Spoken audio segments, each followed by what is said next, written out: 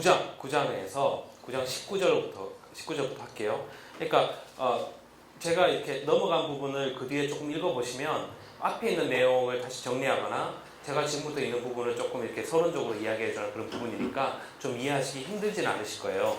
그리고 이해하시기가 좀 힘드시면 언젠가 고린도 전후서 강좌가 개설되면 그때 이제 이게 좀 생기시면 신청하시고 세상에 공짜는 없잖아요. 네. 다 웃기려고 그러는 거예요. 여러분 잠 깨우려고. 제가 저희 이런 얘기하면 안 되는데 제가 저희 교회에서 반주하님이 나간다는 거예요. 딴 교회 가신다고 그래서 왜요? 저희 교회 이거밖에 안 줘요? 이거밖에 안 줘요? 그 교회는 이거 준대요? 그랬더니 얼굴이 완전 사색이 되셔가지고 자 9장 19절 내가 모든 사람에게서 자유로우나 스스로 모든 사람에게 종이 된 것은 더 많은 사람을 얻고자 합니다. 유대인들에게서 내가 유대인과 같이 된 것은 유대인들을 얻고자 하며 율법 아래에 있는 자들에게는 내가 율법 아래에 있지 아니하나 율법 아래에 있는 자 같이 된 것은 율법 아래에 있는 자들을 얻고자 하며 율법 없는 자에게는 내가 하나님께는 율법 없는 자가 아니요 도리어 그리스도의 율법 아래에 있는 자이나 율법 없는 자와 같이 된 것은 율법 없는 자들을 얻고자 함이라. 약한 자들을 내가 약한 자와 같이 된 것은 약한 자들을 얻고자 하며 내가 여러 사람에게 여러 모습이 된 것은 아무쪼록 몇 사람이라도 구원하고자 함이니 내가 복음을 위하여 모든 것을 행함을 복음에 참여하고자 함이라. 운동장에서 다름질하는 자들이 다 달릴지라도 오직 상을 받는 사람은 한 사람인 줄 너희가 알지 못하느냐. 너희도 상을 받도록 이와 같이 다름질하라. 그래서 바울은 율법을 싫어했다고요? 아니요. 유대인들에게 가서 복음을 전할 때는 뭐예요? 내가 율법 아래에 있는 사람처럼 얘기한다는 거예요. 그리스도인이 불교를 싫어한다고요? 아니요. 여러분 그 불교인들에게 복음을 전하려면 불교인처럼 전해도 좀 문제가 있죠. 네. 바울은 어떨까요? 그죠? 우리가 이해하는 바울은 율법을 증오해서 그리스도의 복음을 발견한 사람인데 여기서 말하는 바울은 그런 사람이 전혀 아니거든요. 내가 그리스도의 율법 아래 매여 있지만, 그죠?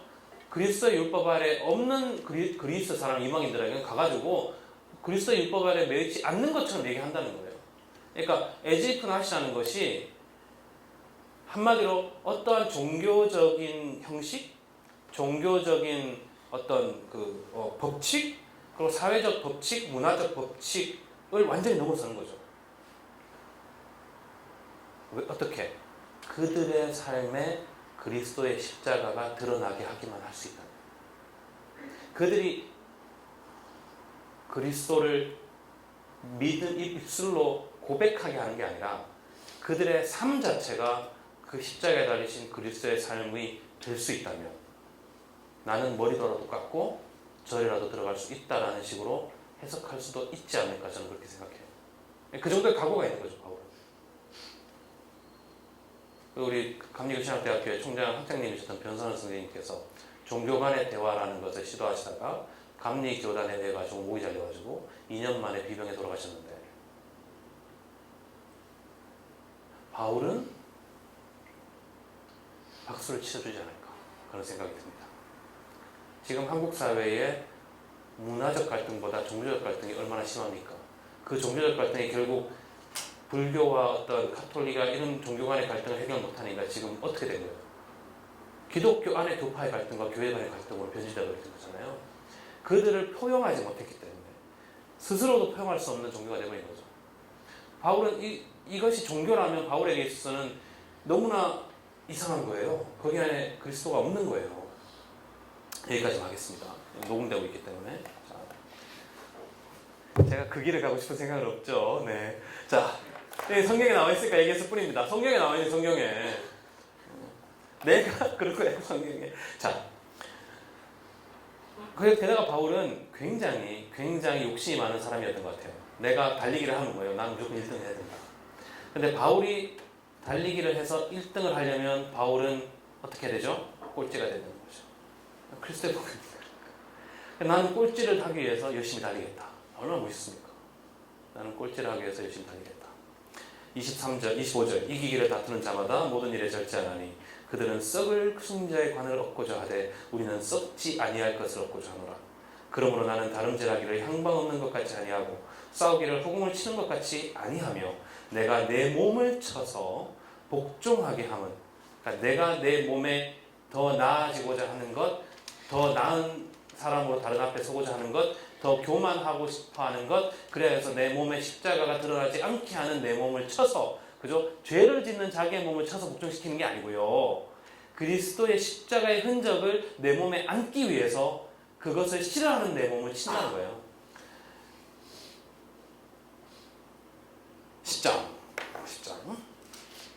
10장도 14절부터 하겠습니다. 그런즉 내 사랑하는 자들아, 우상 숭배하는 일을 피하라.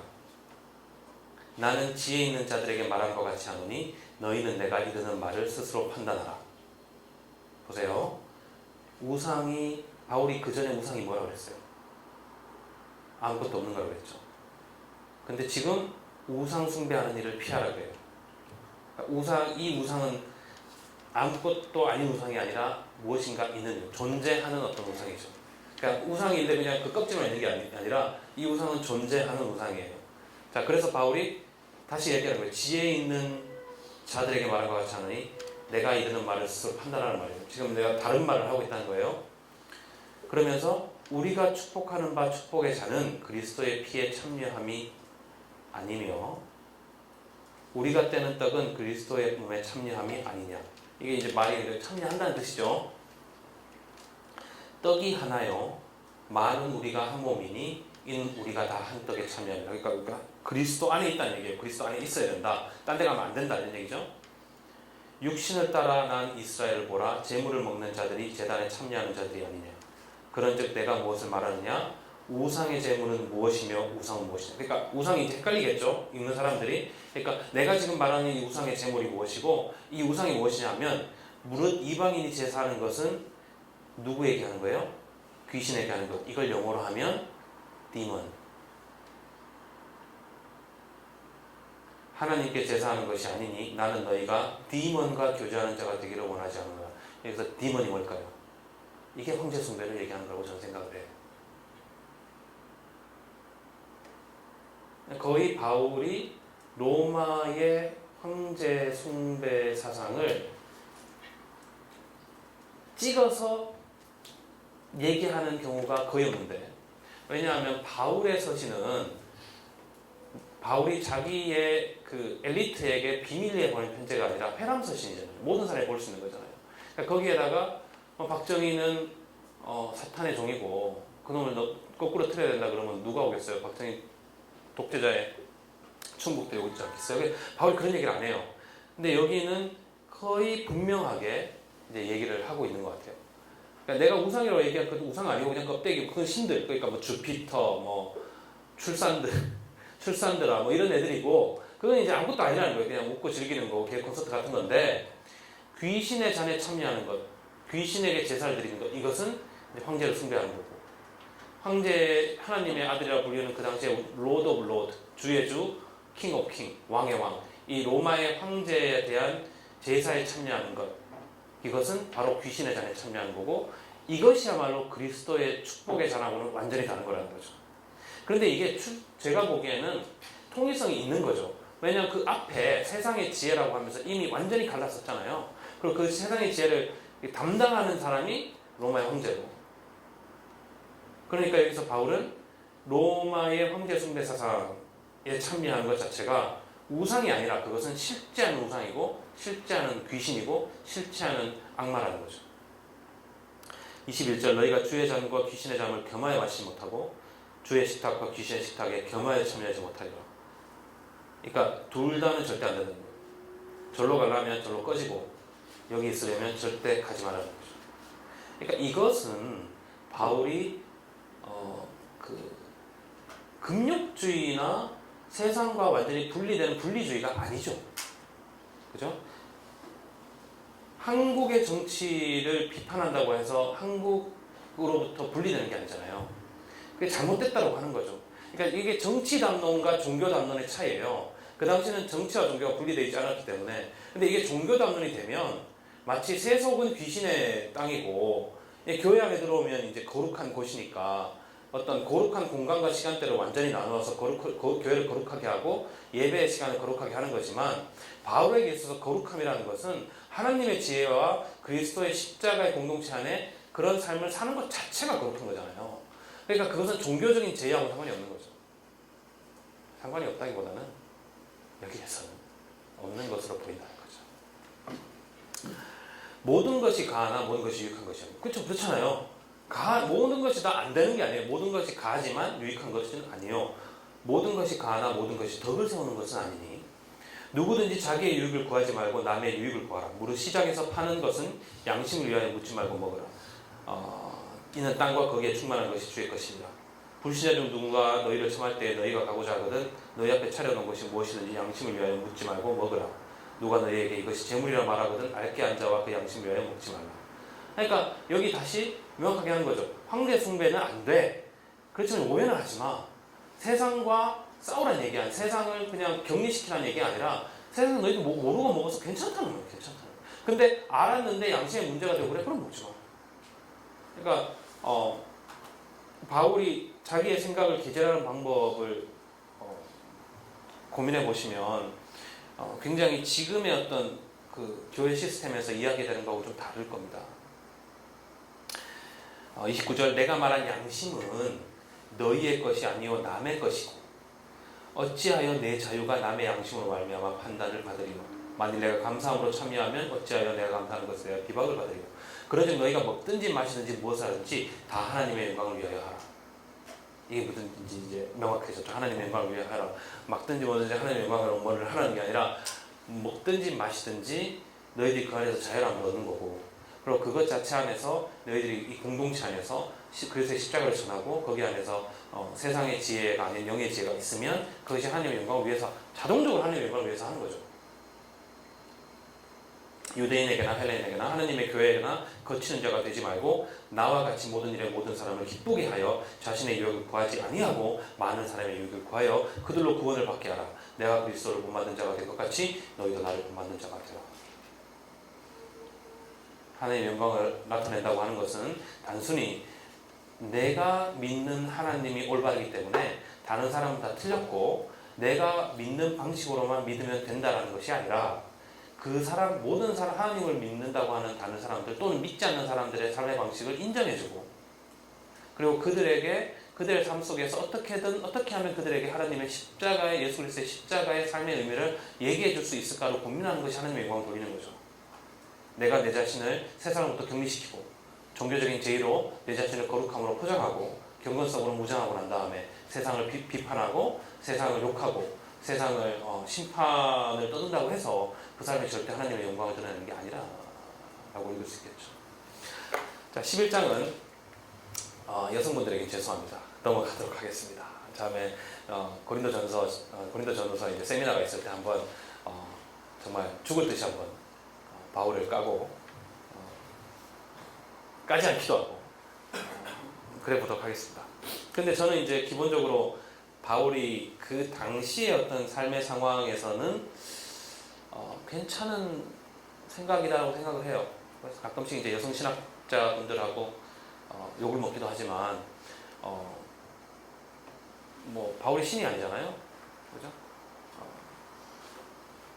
그리고 이 서신을 이 부분을 읽으면서 여자 긴 머리 이거 있지 않습니까?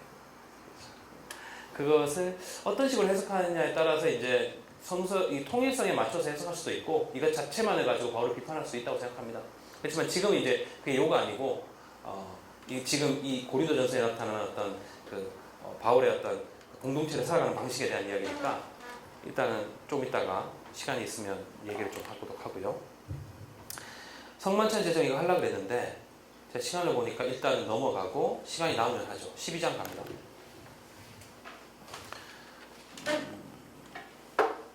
성만찬 그냥 간단하게 말씀드리면 보통 우리가 성만찬이라는 것이 지금 우리에서 이제 종교적 제의가 됐는데 그 당시에는 이제 먹는다라는 그 문화가 계급적인 문화였어요.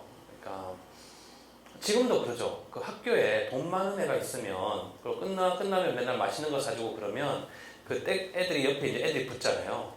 그 떨거지들이 붙잖아요. 그래가지고 걔한테 뭐 옷 같은 것도 주고 이러면 이제 걔한테 충성을 바치잖아요. 당시에 이제 굉장히 그 지금에 비해서 먹거리가 풍족하지 않은 시대에서는 고급 음식, 단백질이나 고기나 과일을 먹을 수 있는 유일한 방법은 돈 많은 사람하고 친해지는 거예요. 그러니까 그 당시에 가장 중요한 돈 많은 사람이 해야 되는 어떤 사회적인 책무는 뭔가 하면 만찬을 베푸는 거예요. 그러니까 밥을 먹는 거예요.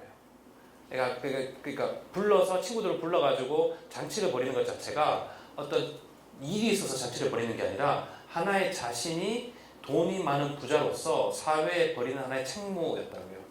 그게 가장 극명하게 드러나는 것이 이제 페이트론 앤 클라이언트 시스템이에요. 내가 밥을 주는 애들이 나의 클라이언트예요. 내가 밥을 얻어먹는 그 사람이 페이트론이죠. 특징이 뭔가 하면 주고받는 게 아니에요. 그러니까 부자끼리 하는 그런 경우에는 혼합, 낭교, 뭐 그런 파티라고 한다면은 만찬은 언제나 내가 베푸는 거예요. 그리고 그 음식을 먹을 능력이 안 되는 사람들이 와서 그 음식을 먹고 나의 주위에 나의 추종자들이 되는 거죠. 그리고 이제 그런 형식으로 페이트론 클라이언트 시스템이 만들어지고 그렇기 때문에 여기서 음식이라는 것은 단순히 그냥 먹고 마시는 즐김의 문화가 아니라 나의 생존이 걸린 부분이었어요. 그리고 삶의 퀄리티가 걸린 문제죠. 왜냐하면 내가 그 음식을 먹는다는 것 자체가 옛날에 우리나라 못 살 때도 그렇잖아요. 잘 사는 집 가가지고 냉장고 열어보면 외국 치즈 있고 이러면 넌 이런 것도 먹는구나 이런 거 비슷한 거예요. 내가 그 음식을 먹는다는 것 자체가 나의 사회적인 그런 지위가 같이 올라가는 거예요. 더 영향력 있고 더 부자인 사람의 만찬에 참여하여 그에 가까이 앉는 것 자체가 나에게서 사회적 지위와 사회적 힘이 되는 거죠. 그리고 그 사람이 도움이 필요할 때 나는 그 사람한테 목숨을 바치고 도움을 주고 내가 도움이 필요할 때 그 사람은 나에게 출처장을 써준다든지 그런 걸 하는 거죠. 그런 것 자체가 지금 서구 문화에 그대로 남아있죠. 밥 먹고 이런 거 굉장히 중요하거든요. 서구 문화에서 인터뷰하면 중력들 뽑을 때는 언제나 같이 밥을 먹어요. 중력들 함께 앉아가지고 밥 먹으면서 이야기하고 그런 것들이 남아있는 거죠. 그렇다면은 여기에서 예수의 성만찬이라는 것은 적어도 예수 시대에는 모르겠어요. 예수의 예루살렘도 그렇다고 생각하는데 제가 뭐 문헌학적 증거는 애매하니까. 그렇지만 여기서 바울이 이야기하는 걸 여러분이 읽어보시면 명확하게 이것은 그 당시에 로마 시대의 만찬 제정, 만찬을 나누는 문화와 연관이 되어 있어요. 그러니까 힘 있는 사람이 다른 사람에게 음식을 베풀고 그리고 그 사람들에게 자기의 영향력을 과시하고 그리고 그걸 통해 가지고 그 공동체를 세워가는 방법에 바울은 극렬하게 반대를 하는 거죠. 왜냐하면 그리스도가 그의 살과 피를 나누어준 것은 평등하게 나누어준 거예요. 그게 복음의 핵심이잖아요. 그 평등하게 그것을 나누어 먹은 사람들이기 때문에 너희들 안에 그 어떤 계급적인 먹거리에 대한 차이도 있어서는 안 되는 거죠.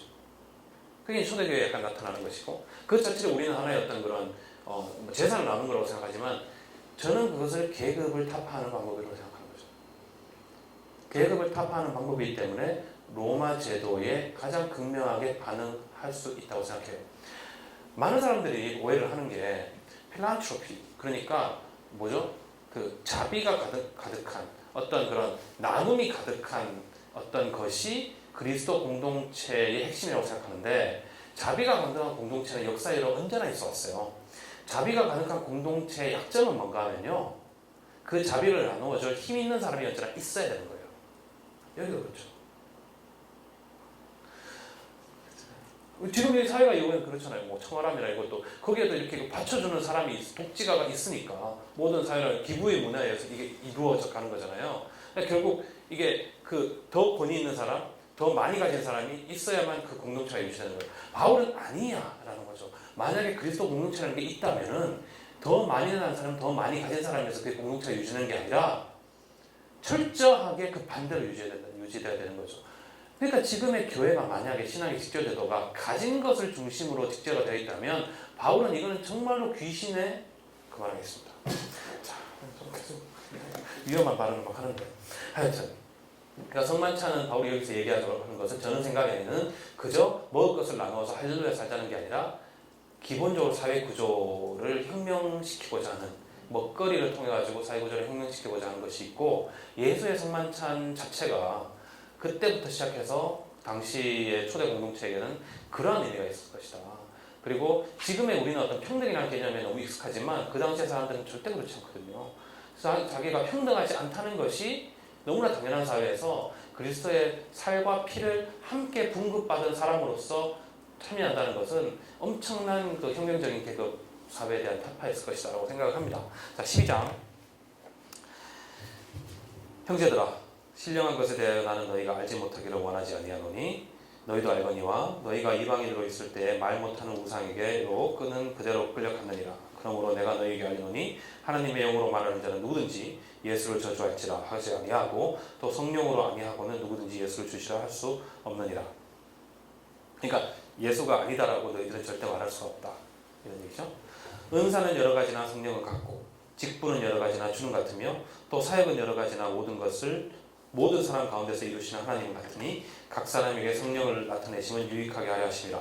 어떤 사람에게는 성령으로 말미암아 지혜의 말씀을, 어떤 사람에게는 같은 성령을 따라 지식의 말씀을, 다른 사람에게는 같은 성령으로 믿음을, 어떤 사람에게는 한 성령으로 병 고치는 은사를, 어떤 사람에게는 능력 행함을, 어떤 사람에게는 예언함을, 어떤 사람에게는 영들 분별함을, 다른 사람에게는 각종 방언 말함을, 어떤 사람에게는 방언을 통역함을 주시나니 이 모든 일은 같은 한 성령이 행하사 그의 뜻대로 각 사람에게 나눠주는 것이라. 12장이 핵심이에요. 12장이 제가 생각하기에는 고린도전서의 핵심이고 바울의 십자가 신학의 핵심이에요. 앞에 건 십자가 신학의 설명이고요. 왜냐하면 핵심은 언제나 분명히 적용점이 드러나야 되는 거예요. 좋은 사회를 만들겠습니다. 평등한 사회를 만들겠습니다. 그러고 나서 평등한 사회의 비전을 어떻게 만들겠다는 걸 보여주지 않으면 아무 말도 아닌 거죠. 일단은 은사에 따라서 은사에 대해서 얘기를 해요. 왜냐하면 은사가 가장 성령하고 연결이 되는 것이니까요. 성령의 근데 문제는 뭔가 하면 은사가 여기 여러 가지 은사가 있고 다 괜찮아 보이는데 이 은사에 차등이 있습니까 없습니까? 차등이 없어요. 왜냐하면 한 성령에서 나오는 것이기 때문이죠. 차등이 있을 수가 없어요. 그렇죠? 설교를 잘하는 은사 그래서 그 사람이 차등이 있어요? 아니에요. 그러니까 뭐 평신도주의를 말하는 게 아니라 은사에는 차등이 없다는 걸 바울이 분명히 못 받고 가는 거죠. 바울이 이 얘기를 하면서 이제 기본적인 타겟은 지금 방언이에요. 왜냐하면 뒤에 가서 방언을 다시 얘기하기 때문에. 그렇지만 기본적으로 그 얘기를 하지만 일단 기본적으로 깔고 들어가는 것은 성령의 은사에 따라서 차등은 있을 수가 없다는 거예요. 아무런 차등이 없어요. 그리고 난 다음에 성령의 공동체의 특징을 얘기합니다. 12절 몸은 하나인데 많은 지체가 있고 몸의 지체가 많으나 한 몸인 것 같이 그리스도도 그러하니라. 우리가 유대인이나 헬라인이나 종이나 자유인이나 다 한 성령으로 세례를 받아 한 몸이 되었고 또 다 한 성령을 마시게 하였느니라. 여러분 이제 논문 쓰실 일 있으면 짧은 논문 쓰실 일 있으면 성령을 마신다는 게 굉장히 특이한 표현이거든요. 저한테는 중요한 표현 아니에요. 그렇지만 이제 바울의 그 성령론 이런 걸 다루는데 좀 이렇게 좁게 다루는 분들한테는 좀 재밌는 주제예요. 마신다. 성령을 마신다는 표현이 흔한 표현이 아니기 때문에 하여튼 이번에 14절 몸은 한 지체뿐만 아니라 여럿이니 만일 발이 이르되 나는 손이 아니니 몸에 붙지 아니하였다 할지라도 이로써 몸에 붙지 아니한 것이 아니요 또 귀가 이르되 나는 눈이 아니니 몸에 붙지 아니하였다 할지라도 이로써 몸에 붙지 아니한 것이 아니니 만일 온몸이 눈이면 듣는 곳은 어디며 온몸이 듣는 곳이면 냄새 맡는 곳이 어디냐. 그러나 이제 하나님이 그 원하시는 대로 지체를 각각 몸에 두셨으니 만일 다 한 지체뿐이면 몸은 어디냐. 이제 지체는 많으나 몸은 하나라. 눈이 손들어 내가 너를 쓸데가 없다 하거나 또한 머리가 말들어 내가 너를 쓸데가 없다 하지 못하리라. 하나니까 그뿐 아니라 더 약하게 보이는 자 이게 중요합니다. 더 이제 이 얘기를 하려고 이 얘기를 계속 온 거예요. 그뿐 아니라 더 약하게 보이는 몸의 지체가 도리어 요긴하고 십자가 신학이죠. 우리가 몸에 덜 귀히 여기는 그것들을 더욱 귀한 것들로 입혀주며 우리의 아름답지 못한 지체는 더욱 아름다운 것을 얻느니라. 그런즉 우리의 아름다운 지체는 그럴 필요가 없느니라. 오직 하나님이 몸을 고르게 하여 부족한 지체에게 귀중함을 더하사 몸 가운데서 분쟁이 없고 오직 여러 지체가 서로 같이 돌보게 하셨느니라. 보세요. 그리스도 메시아의 공동체는 한 몸이에요. 하나님이 있고 예수님이 있어요. 그리고 그 밑에 그 지체들은 공동체를 이루는 사람들을 뜻하겠죠. 그 사람들이 모여가지고 있는데 그 안에 없어야 되는 게 있는데 귀중함과 강함과 약함이 없고 귀중함과 덜 귀중함이 없고 아름답지 않은 것과 아름다운 것이 없는 거예요. 왜냐하면 한 몸이니까. 모든 지체는 자기가 갖고 있는 그 고유의 영역을 누구로부터 받은 거예요? 사람으로부터 받은 게 아니라 하나님으로부터 받았죠. 그 누구도 그 한 생명의 가치에 대해서 뭐라고 할 수 없는 거예요. 하나님께서 주셨으니까. 그리고 그 하나하나의 생명은 완전히 다르죠. 완전히 달라요.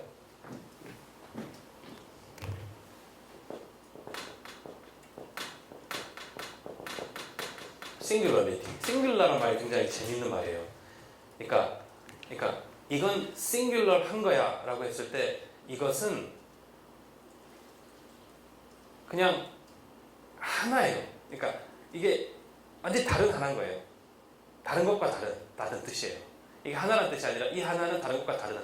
This is singular one. 그러면 이건 나한테 있어서는 정말 하나밖에 없는 거라는 거예요. 하나밖에 없는 게 아니라 다르다는 거예요. 그러니까 하나밖에 없고 특이하게 다른 것과 완전히 다른 하나라는 거예요. 이해하셨죠? 그러니까 똑같은 게 이렇게 있어도 싱귤러하다고요. 싱귤러리티. 그리고 이 싱귤러한 것들이 다른 게 아니고 평등하죠. 싱귤러하다는 이유 하나만으로 평등한 거예요. 그리고 이것들이 함께 모여 있는 거죠. 한 몸으로서. 그러니까 원 바디. 그러니까 우리가 보통 교회를 예를 들게요. 교회에서 평등한 공동체를 그냥 사회든 교회든 평등한 공동체를 만들자면 그 만드는 방법이 어떤 건가 하면 좀 잘난 사람은 못나게 만들고 좀 못난 사람은 잘나게 만들고 평균적인 사람은 내버려두고 그래서 이걸 이렇게 맞추려고 해요.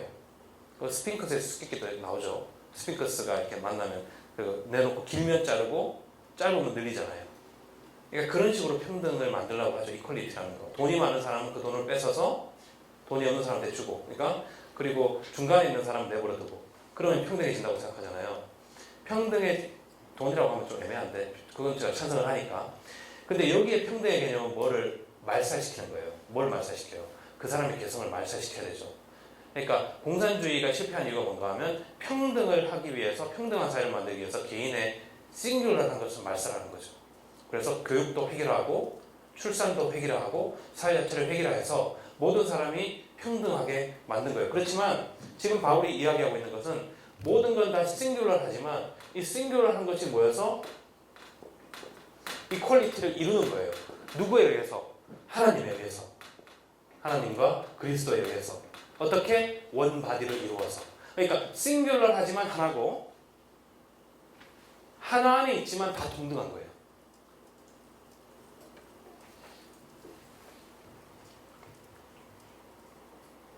저는 이게 생각하기 어려운 부분이에요. 바울은 굉장히 이런 부분은 굉장히 대단하다고 생각해요.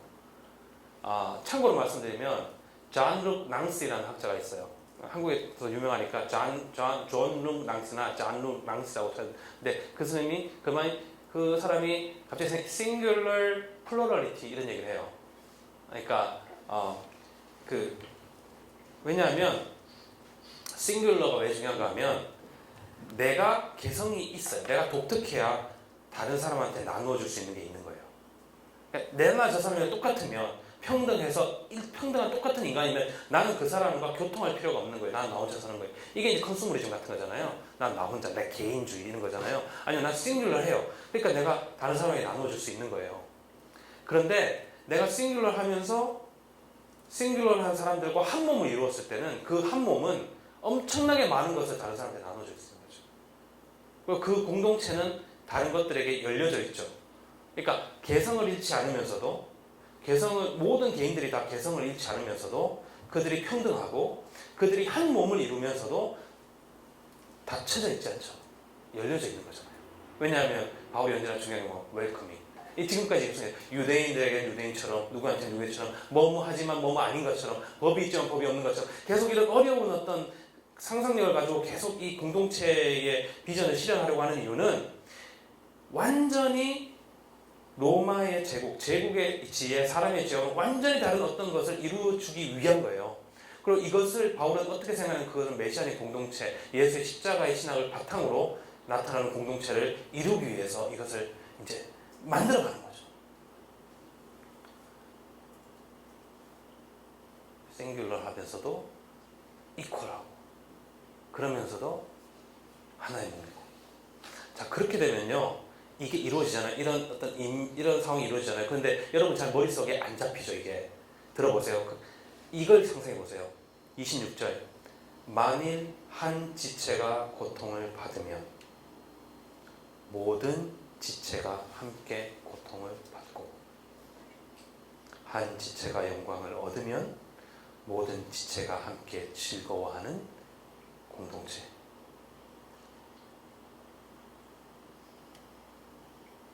한 지체가 배가 고프면 모든 지체가 함께 배가 고프고, 한 지체가 배가 부르면 모든 지체가 배가 부르고, 한 지체가 불행하면 모든 지체가 불행하고, 한 지체가 행복하면 모든 사람들이 행복한 공동체. 이 사회가 한 사람이 불행하면 이 사회가 불행합니까? 하지만 우리 느낄 수 있죠. 신문을 볼 때, 이런 볼 때 어떤 사람의 아픔이 나의 아픔으로 다가올 때가 있잖아요. 나는 그 사람하고 다르지만 그 사람의 아픔을 내가 느낄 수 있을 때가 있잖아요. 근데 그거는 이제 지금 떨어져 있는 거죠. 근데 그 사람이, 우리가 하나의 공동체가 되고 하나의 몸이 된다고 한다면 그 이루어져야 되는 거죠. 눈이 귀더러 비판하고 그가 귀가 못하는 것을 판단하는 것이 아니라 그 귀의 아픔에 참여할 수 있으려면 눈이 그 몸에 붙어 있어야 되는 것이고 그 귀도 눈에 붙어 있어서 함께 연결되어 있어야 되는 거죠. 이걸 하시는 게 누구시라고요? 성령이라고요. 이걸 할 수 있는 게 성령이라고. 사활의 성령의 믿음이죠. 이걸 할 수 있는 게 성령이고, 이것이 어떻게 보면 구약의 전통이죠. 사람이 만들어졌을 때 하나님께서 그 사람을 만들고 그 몸이 움직이게 하기 위해서 하나님의 뭘 불어넣었죠? 생명, 생기를 불어넣었죠. 루하흐, 영을 불어넣었죠. 그 영이 이 영이죠. 이 몸을 움직이게 하는, 그리스도의 공동체를 움직이게 하고 그것을 살아가게 하는, 그것이 하나님의 영이고 그 성령이 드러나는 것이고, 그럼 그 한 몸이라면 그 공동체는 함께 아파하고 함께 기뻐하고 함께 눈물을 흘리고 서로에게 개성을 존중해 주면서도 그 서로에게 똑같은 같음 안에서 그 한 몸을 끝까지 이루어가고 떨어지지 않는 이 공동체가 이루어질 수 있을 거라고 바울은 믿었던 거죠. 성령이 계시다면. 그리고 그에 대한 지표가 그리스도에 드러났고, 고린도전서에 파당이 생김으로써 바울이 자기가 갖고 있던 이러한 그 아주 깊은 어떤 인간 삶에 대한 통찰을 풀어내고 있는 거라고 저는 이제 생각을 해봅니다. 그리고 이제 하나를 해결해야죠. 반원을 해결해야 됩니다. 한번 해결해 봅시다. 우리 시간이 남으니까. 31절. 너희는 더욱 큰 은사를 사모하라. 내가 또한 가장 좋은 길을 너희에게 보이리라. 자, 이러면서 이제 고린도전서 그 유명한 13장이 시작되는 겁니다. 고린도전서 13장이 이런 컨텍스트 안에 있는 거예요. 그러니까 그냥 로맨틱하거나 그냥 들으면서 사랑은 언제나 아니라, 여기서 이 사랑이라는 건 이 컨텍스트 안에서만 특별한 의미로 다가올 수 있는 것이겠죠. 그 어떤 사랑을 묘사한 것과 다르고, 그렇지만 여기서 이제 한 가지 말씀드리면, 여기서 말하는 이 사랑 13장의 그 사랑에 대한 이야기는 바울이 원래 쓰는 문법이나 글하고는 완전히 다르다고 합니다. 제가 다르다고 하면 마치 제가 헬라어를 딱 깨가지고 뭐 읽어서 그런 것 같지만 그런 건 아니고 많은 학자들이 동의하는 거예요. 그래서 아마 이거는 그 당시에 바울이 그 노래를 배웠나 봐요. 사랑은 언제나 오래 참고. 아니요, 진짜 이게 그 당시에 아마 이런 어떤 그런 빌립보에서 나오는 그 메시아 찬양시처럼 사랑에 대한 이런 그 경구가 있었던 것 같아요. 아마 그 바울이 받은 전통 중에 하나겠죠. 왜냐하면 그 복음서에서는 살짝 가려져 있지만 예수에게 있어서 사랑이라는 건 굉장히 중요한 의미였잖아요. 그 율법을 꿰뚫는 하나의 의미였고, 하나님 사랑하시 내 이웃을 사랑하는 거였고, 그 꿰뚫는 그 하나의 의미였기 때문에 사랑이라는 것이 굉장히 중요했을 거고, 그리고 그런 중요함에 대한 깨달음으로 이것이 만들어졌고 그것이 이제 바울에게 전승되었고 바울이 여기서 드디어 써먹어야 되겠다. 그러면서 딱 써먹는 거죠. 내가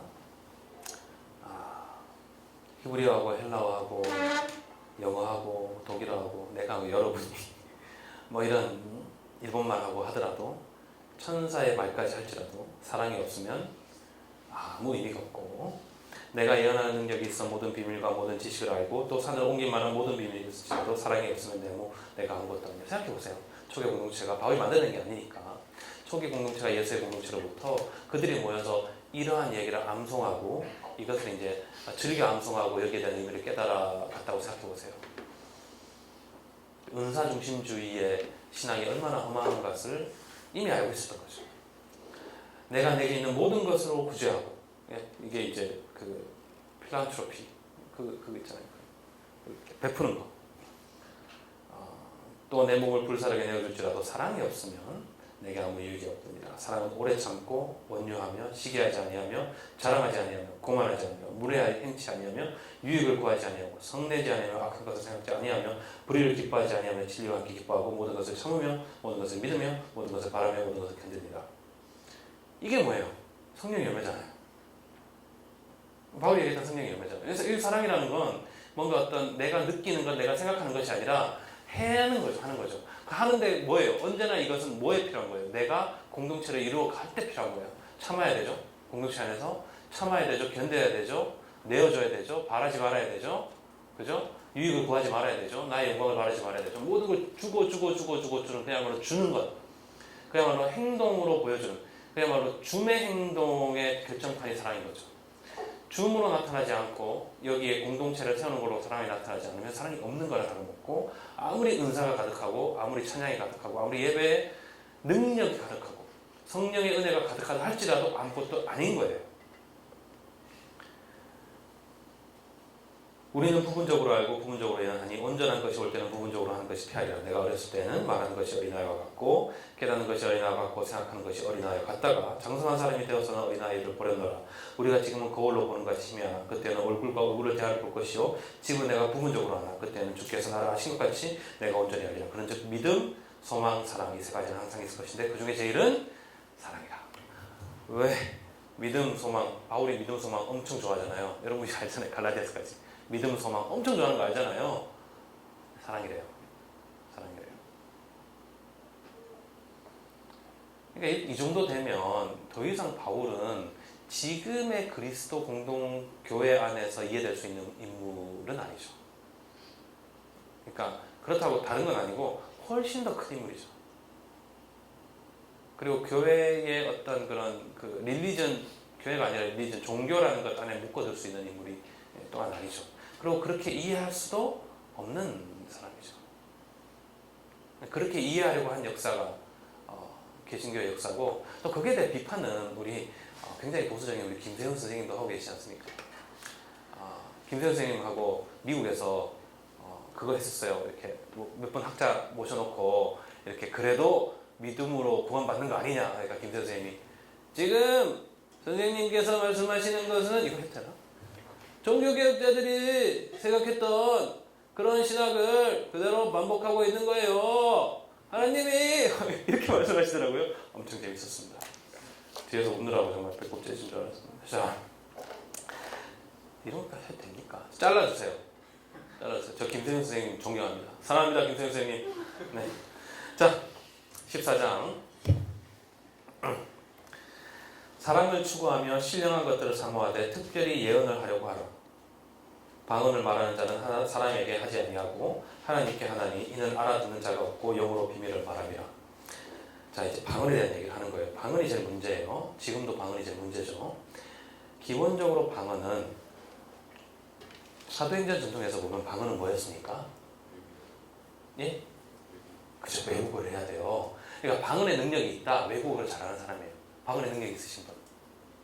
성교하세요. 네. 좀 성교하세요. 꼭 방언의 능력이 있는 분들이 자랑만 하려고 그래요. 저는 막 헬라어 잘한다고 저 앞에서 막 그러면 선교를 가셔야겠네요. 그리스로 이렇게 얘기를 하죠. 네. 히브리말 잘하면 이스라엘도 가세요. 뭐 이렇게 얘기하는데, 그러니까 거기서 방언은 이제 외국어를 잘하는 능력이에요.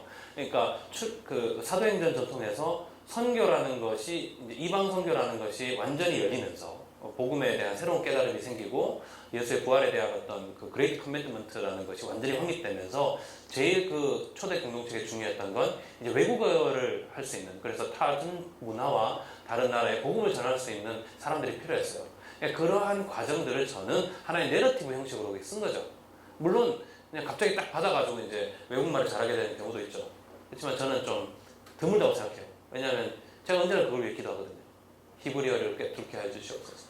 헬라어가 그냥 머릿속에서 꿰뚫게 해주시옵소서. 헬라어 20자를 외우고 자는 동안에 베갯닛으로 15자가 빠져나갑니다. 그죠? 헬라어 시험을 분명히 패스했는데 석 달 만에 다시 헬라어 성경을 펴면 모든 것이 새로워요. 놀라워라. 자, 그래가지고 제가 사르스 쓸 수 있어요. 아까 안 쓴 이유가 틀릴까봐. 진짜 무서워요. 여기서 틀리면 얼마나 쪽팔리는지. 우리 이제 좀 몇 주 만났으니까 이제 좀 친해졌으니까. 네. 그러니까 방언이라는 건 외국어 하는 능력이에요. 근데 여기에서 바울이 말하는 방언은 알아들을 수 없는 말이에요. 그냥 단단하게 알아들을 수 없는 말이에요. 그러니까 알아들을 수 없는 말이니까 뭐예요? 영의 비밀이고 사람에게 할 수 없는 말이죠. 3절, 그러나 예언하는 자는 사람에게 말하여 덕을 세우며 건면하며 유리하는 것이죠. 예언은 무슨 말인지 알아듣잖아요. 근데 방언을 말하는 자는 자기의 덕을 세우고 예언하는 자는 교회의 덕을 세우니. 방언을 말하는 사람은 알아듣지 않는 말, 알아들을 수 없는 말을 하니까. 나는 너희가 다 방언 말하기를 원하지만 특별히 예언하기를 원하더라. 그러니까 너희가 다 방언하는 거 좋겠지만 그냥 예언을 하라고. 그냥 알아듣게 얘기를 하라고, 이런 얘기죠. 하나님의 말을 얘기함에 있어서 알아듣지 못하는 말을 하지 말라는 거죠. 그러니까 자기가 아무리 큰 지혜가 있고 하나님의 능력이 있어도 그것을 다른 사람에게 선포하고 이해시킬 수 없는 것이라면 입을 다물고 있으라는 얘기겠죠.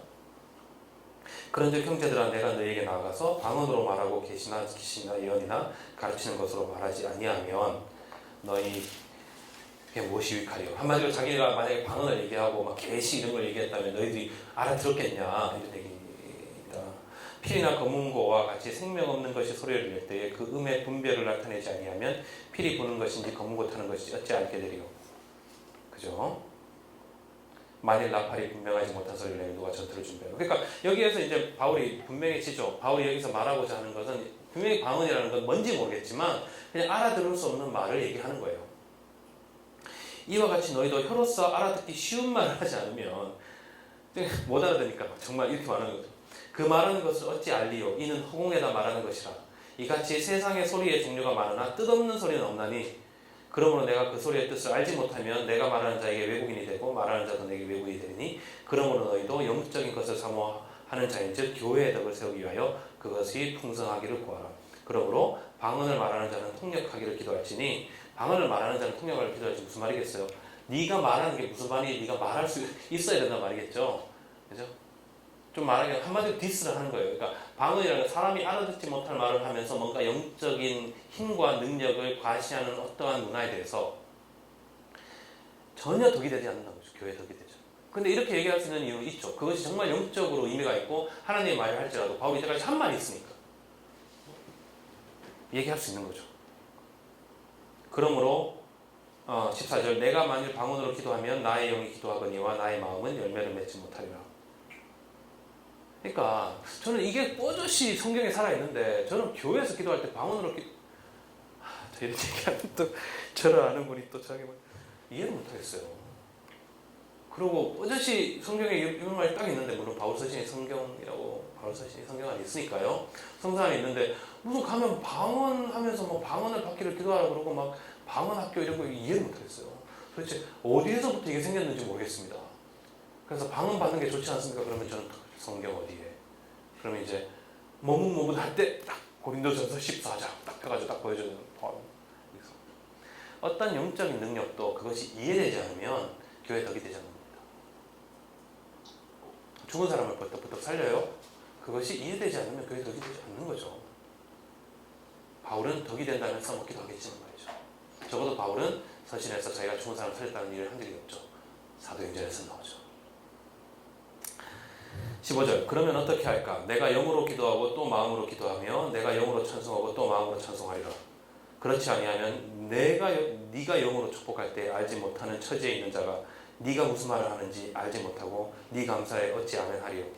계속 그 얘기를 하는 거예요. 알아듣게 얘기해라. 너는 감사를 잘하였으나 그러나 다른 사람은 덕세움을 받지 못하였느니라. 내가 너희 모든 사람보다 방언을 더 말함으로 하나님께 감사하노라. 어떻게 알아요? 그죠? 야, 진짜. 다른 사람 앞에서 자기 방언 안 하잖아요. 교회 덕이 안 되니까. 그런데 나는 더 많은 방언을 하는 사람인 거죠. 저는 방언을 한 12가지 하거든요. 근데 여러분 앞에서는 안 해요. 저는 외국인 방언 은사도 받았어요. 여러분 앞에서 덕이 안 되니까. 뭐 이런 얘기 하는 거잖아요. 정말 이게 확인되지 않는 사실을. 그만큼 중요한 겁니다. 그만큼 자기가 지금 교회 안에서의 그 영적인 치료를 함에 있어서 영적인 은사라는 것이 그것이 그 공동체에 도움이 되는 거예요. 그 어떤 영적인 어떤 힘도 그 공동체의 계층을 나누고 그 영적인 그런 어떤 층위 구조를 절대 나눌 수가 없다라는 거죠. 그러나 교회에서 내가 남을 가르치기 위하여 깨달은 마음으로 5마디 말을 하는 것이 1만마디 방언으로 말하는 것보다 나으니라.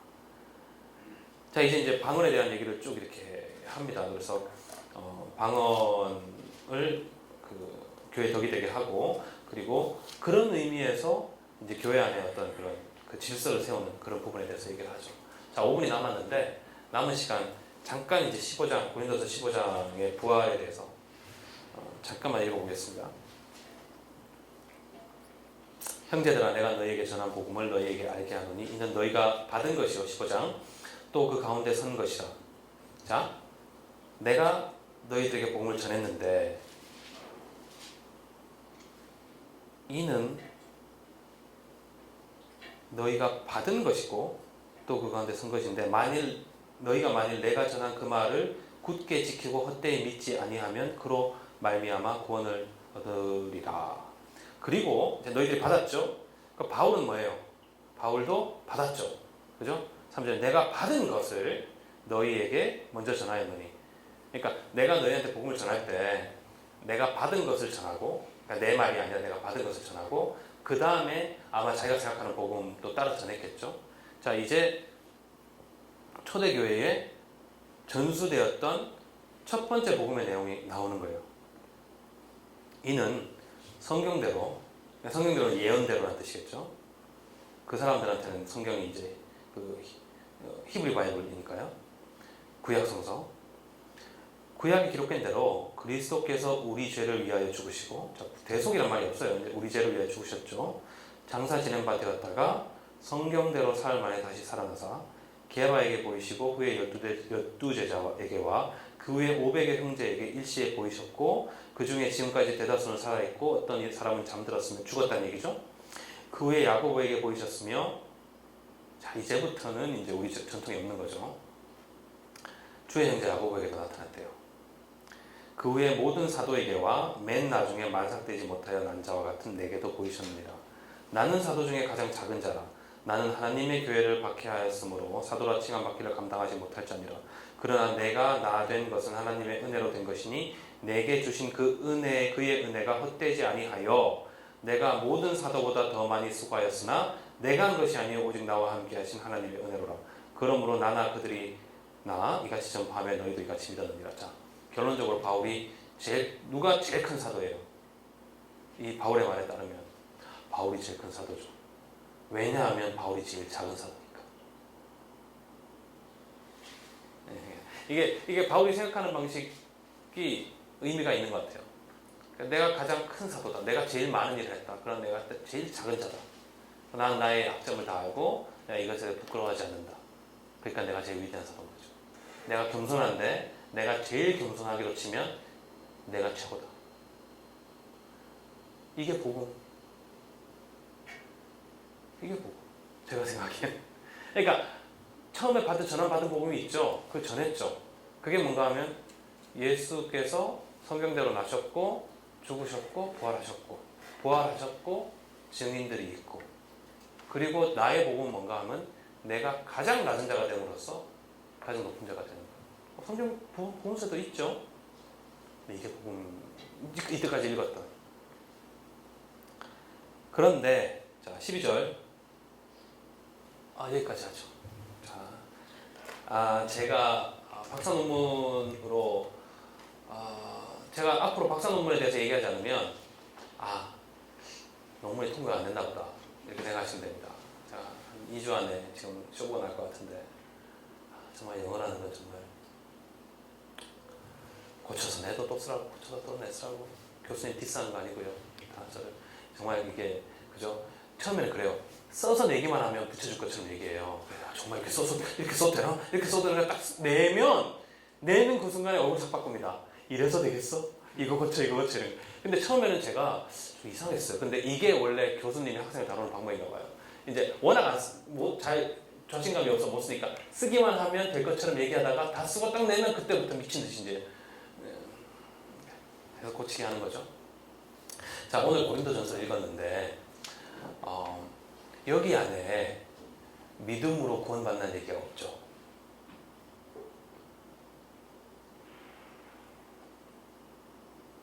바울은 오로지 믿음으로 이제 우리가 로마서에 이제 갈 텐데 바울은 믿음으로 구원받는 말을 갈라디아서에서 했고 이제 로마서에서 할 텐데 오로지 할례와 정결법의 컨텍스트 안에서만 얘기를 해요. 거기에 대한 여러 가지 이유를 얘기한 학자들이 있어요. 뭐 슈바이처도 그렇고 케제만도 그렇고 케제만은 좀 다르고 슈바이처도 그렇고 이제 샌더스도 그렇고 그러니까 믿음이라는 것이 율법의 할례의 행함을 대치시키는 바울의 육과 영과 비슷한 역할을 하는 거죠. 그러니까 그 믿음이라는 것이 구원에 속박되어 있는 게 아니라 오로지 그 믿음이라는 것을 이야기함으로써 할례나 정결법을 지키는 것으로 구원받는 것에 대한 모순을 이야기할 수 있기 때문이죠. 그러니까 아브라함이 중요한 거고 아브라함을 끌어서 믿음의 조상이 되는 거고 저는 그것보다 바울에게 더 중요했던 것은 이 메시아닉 커뮤니티가 이 쇠락해가는 이 그 제국의 그늘을 보면서 예수 그리스도의 오심을 기다리는 이 공동체의 삶의 방식이 그 그리스도의 십자가를 드러내는 가장 명확한 방식으로 생각했다고 생각을 하는 거죠. 그렇기 때문에 믿음이 있어도 그 십자가를 짊어진 공동체가 없으면 바울이 이해한 것처럼 영의 지혜가 없고 하나님의 지혜가 없고 성령의 은혜가 없는 시대를 살고 있는 거겠죠. 그래서 저는 고린도 교회에서 이 문제를 일으키는 사람들이 얼마나 고마운지 바울은 엄청나게 놀랐지만 그들이 있었기 때문에 바울이 이런 얘기를 했다는 것에 대해서 참 좋지 않나 이런 생각을 합니다. 자, 앞으로 여러분 저의 조그만 바람은 고린도전서를 다시금 만나시고 읽으실 때마다 이런 부분으로 한번 읽어보시기를 바라고 다음 고린도후서 시간에 또 만나도록 하겠습니다. 고맙습니다. 감사합니다.